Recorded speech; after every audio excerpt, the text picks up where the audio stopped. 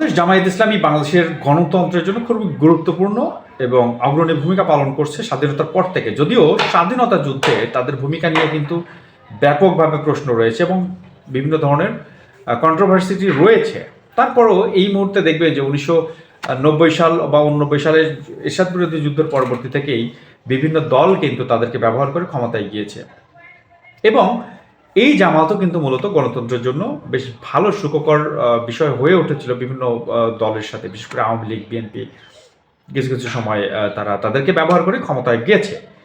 এই মুহূর্তে 2026 সালে এসে বাংলাদেশের রাজনৈতিক প্রেক্ষাপট 5 আগস্টের পরবর্তীতে অনেকটা চেঞ্জ হয়ে গেছে এবং এই সময় বাংলাদেশ জামায়াত ইসলামের ভূমিকা অনস্বীকার্য। এই মুহূর্তে বাংলাদেশের দুটা দল এবং দুটা জোট কিন্তু খুব ভালো অবস্থানে রয়েছে। একটা হচ্ছে 11 দলীয় জোট, যেটা জামায়াতের নেতৃত্বাধীন, এনসিপি নেতৃত্বাধীন, এবং আরেকটা হচ্ছে 20 দলীয় জোট, যেটা জাতীয়তাবাদী দল বিএনপির নেতৃত্বাধীন। তো চলেন, এই দুটা দলের নির্বাচন 2026 সালে খুব জমে উঠেছে অলরেডি, আর মাত্র হাতে 5-7 দিন আছে, যার মধ্যেই নির্বাচনটা অনুষ্ঠিত হবে 12ই ফেব্রুয়ারিতে। তো এরই মধ্যে আমরা গতকালকে দেখলাম, অর্থাৎ 4 জানুয়ারি বাংলাদেশ জামায়াত ইসলামী তাদের নির্বাচনী ইস্তেহার প্রকাশ পেয়েছে। আশা করি বিএনপিও তাদের যে ভালো ইস্তেহার দিয়ে জনগণের মন করার চেষ্টা করবে। তো আমরা যদি আজকে বাংলাদেশ জামায়াত ইসলামের নির্বাচনী ইস্তেহারটা নিয়ে আলোচনা করি, তারা আসলে কি কি বিষয়ে সংযোজন করেছে বাংলাদেশের মানুষের জন্য, বাংলাদেশের কল্যাণ রাষ্ট্র প্রতিষ্ঠার জন্য, এবং কি কি করবে আসলে তারা ক্ষমতায় গেলে জনগণের জন্য এবং দেশের কল্যাণের জন্য কি কি করবে, সে বিষয় নিয়ে যদি প্রথমে আলোচনা করি, কারণ শুরুতেই আসি। তো 1 নম্বর পয়েন্ট যেটা দিয়েছে, বাংলাদেশকে ইসলাম ভিত্তিক একটি কল্যাণমূলক রাষ্ট্র প্রতিষ্ঠা করবে।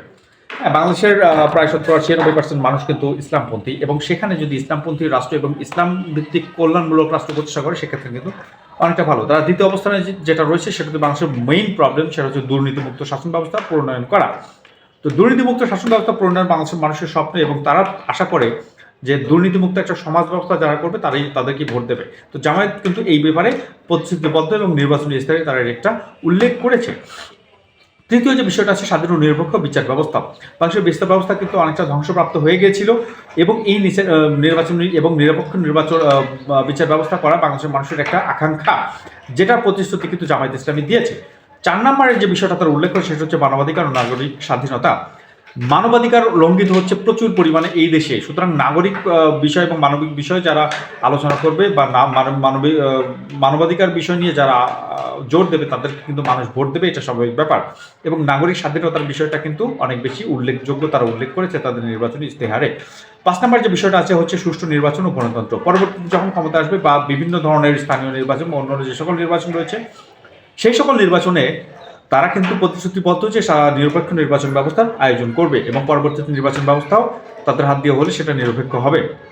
6 নম্বরে যে বিষয়টা আছে, অর্থনৈতিক ন্যায় বিচার। অর্থনীতি বাংলাদেশের দুর্নীতির মূল কাঠামো, এবং সেখানে ন্যায় বিচার প্রতিষ্ঠার জন্য তারা একটা নির্বাচনী প্রতিশ্রুতি করেছে। 7 নম্বরে যেটা আছে, কর্মসংস্থান সৃষ্টি। বাংলাদেশের কর্মসংস্থান সৃষ্টি করা এটা সবচেয়ে বেশি আলোচিত বিষয়, কারণ হচ্ছে বাংলাদেশের মানুষ প্রয়োজন মতো কাজ পায় না, এবং যারা শিক্ষিত বেকার লোক রয়েছে তারা কিন্তু বেকার, এবং কর্মসংস্থানের সংস্থানের ব্যবস্থা করতে পারেনি সরকার।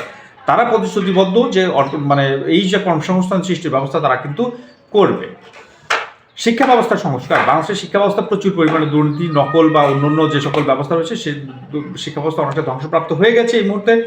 সেই ধ্বংসপ্রাপ্ত শিক্ষা ব্যবস্থাকে তারা কিন্তু সংস্কারের প্রস্তাব এবং সেই সংস্কারটাকে তাদের নির্বাচনী ইস্তেহারে উল্লেখ করেছেন। নারী ও শিশু কল্যাণ।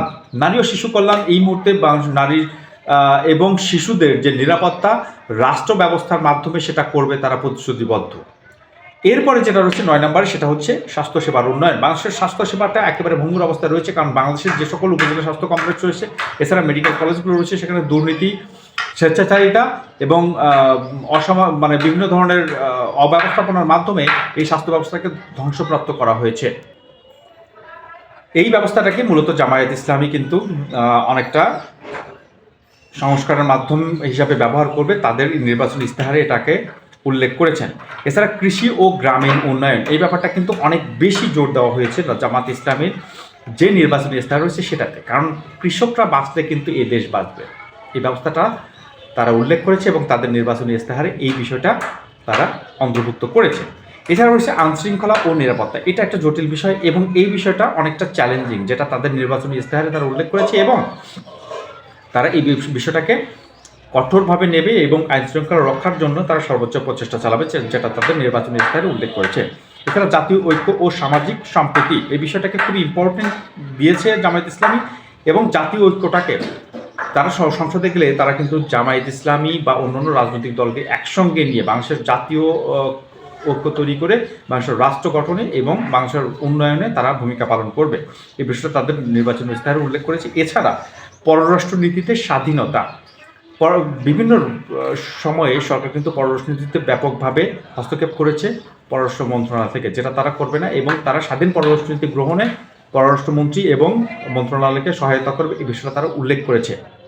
এছাড়া নৈতিক রাজনীতি প্রতিষ্ঠা করা, এটা খুবই ইম্পর্টেন্ট। বাংলাদেশের রাজনৈতিক ব্যবস্থা এতটাই ভঙ্গুর অবস্থায় রয়েছে যেখানে নৈতিকতার বিন্দুমাত্র নেই, এবং এই নৈতিকতাবিহীন রাজনীতির জন্যই বাংলাদেশের এত বেশি দুর্নীতি, এবং এই যে রাষ্ট্র কল্যাণ রাষ্ট্রের মূল বাধা কিন্তু এই রাজনীতিতে নৈতিকতার অভাব, সেটা তারা প্রতিষ্ঠা করবে। এছাড়া তারা বেকার ভাতার কথা বলেনি, তারা বলেছে বেকারদের যারা আছে তাদের কিন্তু পূর্ণাঙ্গ একটা কর্মসংস্থানের ব্যবস্থা তারা উল্লেখ করেছেন। এছাড়া তারা পাহাড়ের কথা বলেছে, পাহাড়ি জনগোষ্ঠীকে সমতলের মতো সুবিধা এবং পাহাড়ি জনগোষ্ঠীর যে ধরনের সমস্যা রয়েছে সেগুলো তারা সমাধানের চেষ্টা করবে, এই ধরনের প্রতিশ্রুতি দিয়েছে।